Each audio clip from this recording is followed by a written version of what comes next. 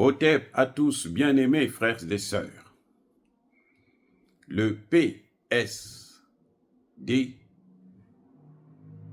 CSP, les deux grands groupes terroristes qui faisaient partie du mouvement de la SEMA, jettent l'éponge.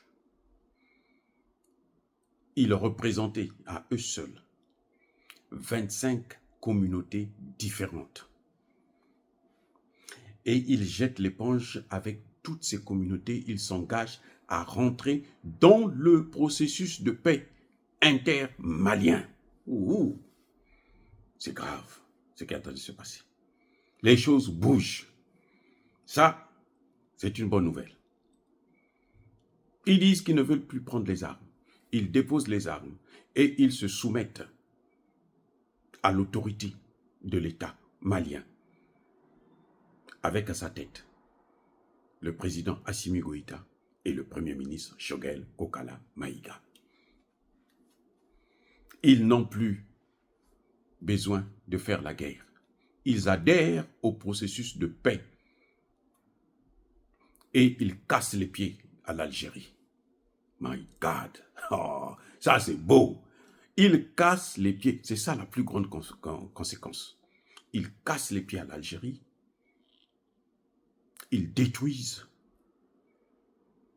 le partenaire français. La France qui dansait. Non, nous avons des terroristes, ils vont faire le boulot. Les djihadistes, les groupes politico-militaires. Il n'y en a plus. Ils ont dit qu'ils ne veulent plus. Ils en ont marre. Eux, leurs femmes, leurs enfants, tout le monde se plie à l'autorité de l'État malien et respectera désormais l'unité du Mali. Eh oui. Ils respecteront l'unité du Mali. L'Algérie peut garder son Liad Gali, là, tant pis. Nous, on s'en fout, ça ne nous regarde pas. Elle peut le garder. Eh oui, elle peut le garder. Elle peut l'engraisser. Il peut grossir comme il veut. Elle peut prendre encore, au lieu de 13 millions qu'ils ont donnés avec l'Italie, là, ils peuvent prendre même 50 millions donnés. Ça ne nous regarde plus. Ce groupe-là, les deux là, c'était les plus durs. C'était les plus grands contestataires. Ils ont baissé les bras là, c'est fini. La France n'a plus de partenaire pour mener les opérations comme elle le faisait avant. L'Algérie n'a plus de partenaire pour continuer à nuire le Mali. L'Algérie ne pourra plus évoquer les accords d'Alger, puisque malgré le communiqué du président Assimi Goïta, du gouvernement malien, l'Algérie a continué à chercher des...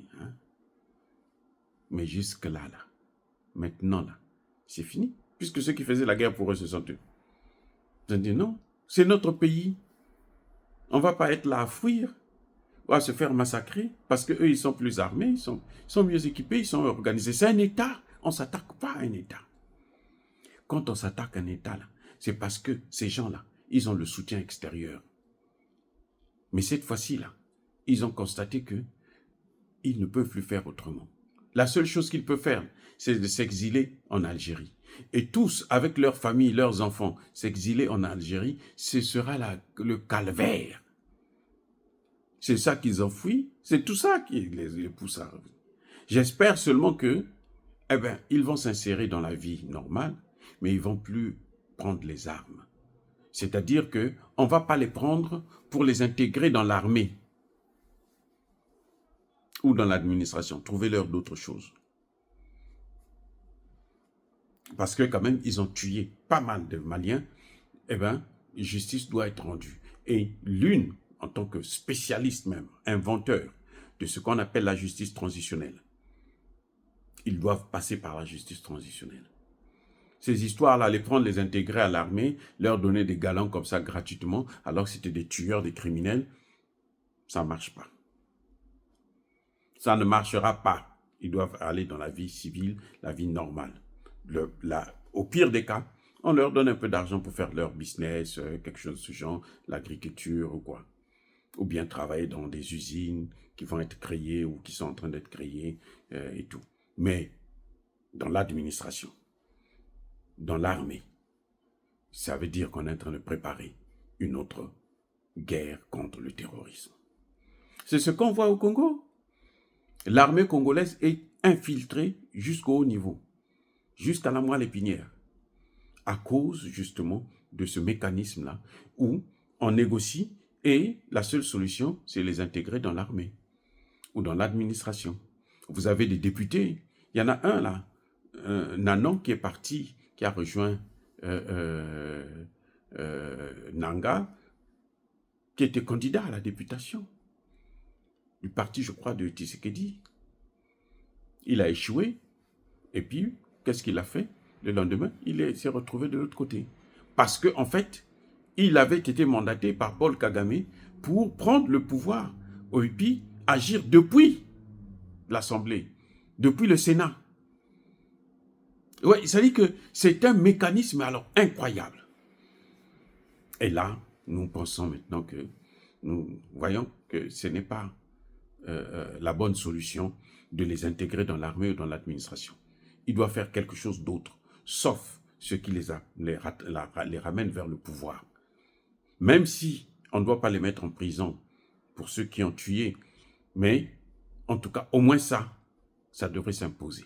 Parce que la justice transitionnelle, ce n'est pas donner des moyens à des gens pour que demain, ils puissent être encore utiles à ces mêmes Occidentaux. Parce que leurs maîtres, là, ils vont continuer à garder le contact avec eux. Et si on les prend pour les mettre dans l'administration, ce sont les mêmes qui vont venir. Oh, écoute, on attend pour toi. Allez, aide-nous. Tous les discours là vont tomber par terre. Donc, la seule solution, c'est de ne pas les intégrer dans l'armée. Le recrutement dans l'armée, la fonction publique, non. S'ils veulent, ils n'ont qu'à faire le privé. L'État peut leur donner de l'argent pour se investir, pour commencer un business à eux. Ils n'ont qu'à faire l'agriculture, faire ce qu'ils veulent, mais pas l'armée et l'administration. Sinon, ils finiront par revenir, se relancer dans les mêmes choses et les mêmes choses produisent les mêmes effets. On ne peut pas continuer dans ce cercle vicieux. Les Occidentaux ne vont pas lâcher, ils ne vont pas les lâcher, ils vont continuer à les suivre.